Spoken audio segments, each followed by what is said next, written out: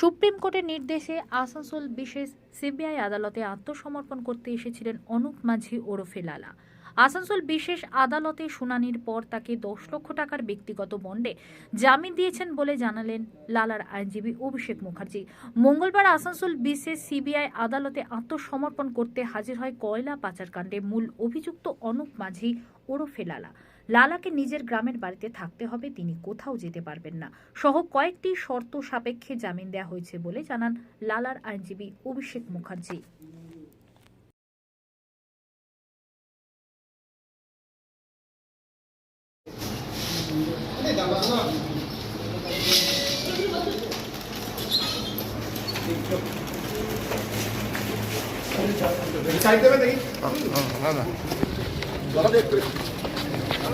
দাদা দাদা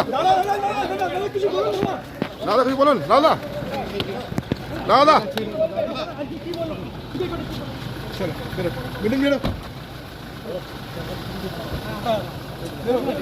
এই মুহূর্তে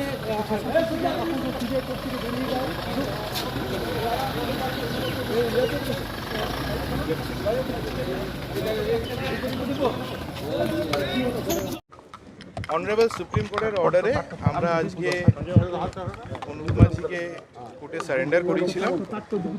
আমাদের সাবমিশন শোনার পরে কোর্ট ওনাকে ব্যক্তিগত জামিনে বন্ড দিয়েছেন।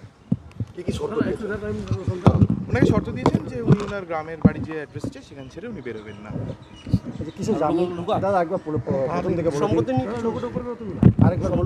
না, সম্পত্তি নিয়ে কিছু বলা হয়নি। বিষয়টা আরেকবার বলে দিন, একটু ব্রিফ করে দিন।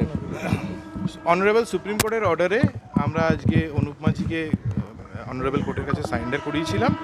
তাতে আমাদের সাবমিশন শোনার পরে কোর্ট ওনাকে ব্যক্তিগত জামিনে ছেড়েছেন। সিবিআই দীর্ঘদিন ধরে কয়লা বাজার চলছে, অনুপ মাঝি মূল অভিযুক্ত হয়েছে, সেক্ষেত্রে 21 তারিখে